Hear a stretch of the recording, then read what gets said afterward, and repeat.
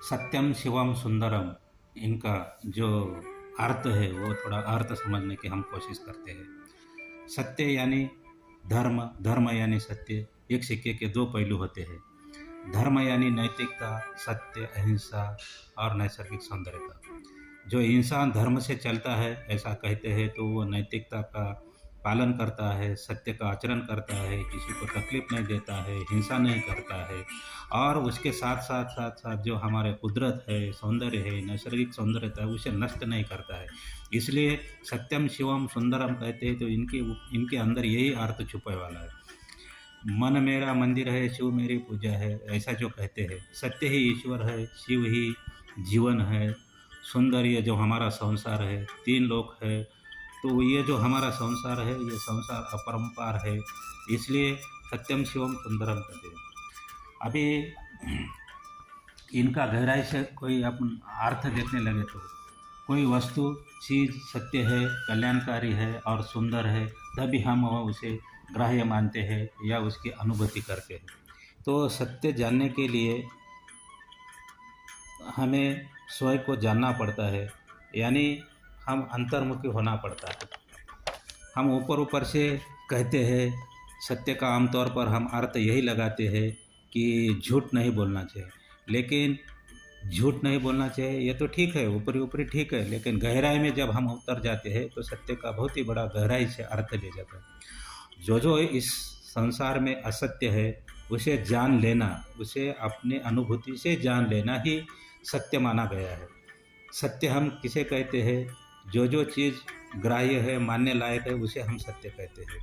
जो सत्य है, सत्य बोलना भी सत्य रहता है, सत्य बातों का समर्थन करना। कोई अगर समझो सत्य की बात कर रहा है और वो अंतर अंतरतलन से अगर वो सत्य लगती है तो उसका हम किसी परिस्थिति में हम समर्थन करना चाहिए।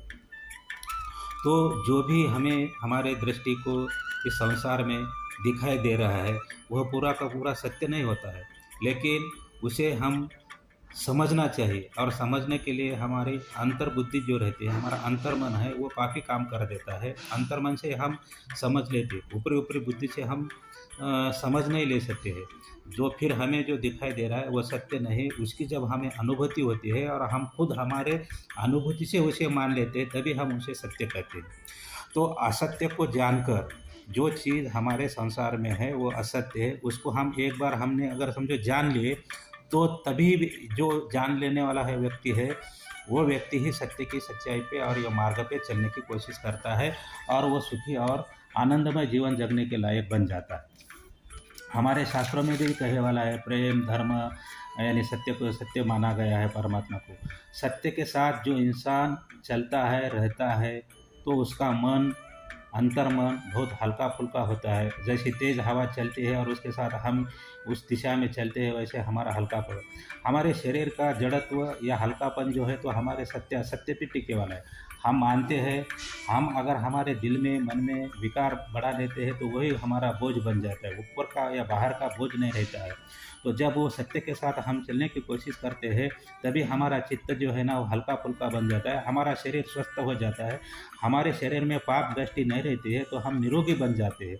सत्य बोलने से व्यक्ति सदगति को पाता है। सदगति बोले तो अच्छी गति रहती है, जैसे हवा नीचे से ऊपर उड़ती है वैसा हम हल्का फुल्का आदमी बन जाता है। अगर हमने असत्य की साथ ले लिया तो हमारी अधोगति हो जाती, मतलब जड़त्व रहता है। जैसा पानी में पत्थर फेंके तो वो अंदर ही डूब जाता है और उसके ऊपर, पानी के ऊपर कोई हल्की फुल्की वस्तु फेंक दिए तो ऊपर तरंगती है। तो हमारा जीवन भी ऐसा तरंगमय होना चाहिए। तो इसमें बहुत बड़ा वकील है।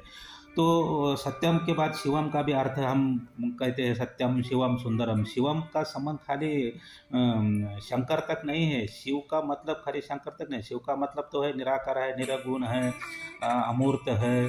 और शिव का अर्थ है शुभ, जहाँ शुभ रहता है वहीं सत्य रहता है।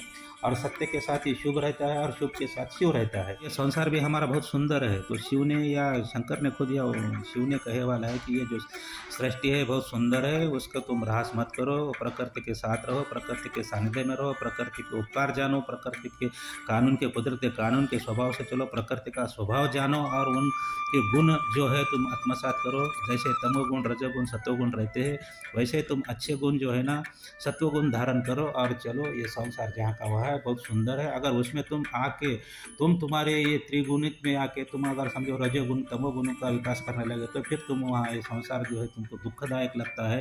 जैसे हमारे शरीर में पंचकोश है और 3 ये जो गुण है, ऐसा 8 कोश से जो 8 तत्व है, 8 तत्व से हमारा ये शरीर बनने वाला है।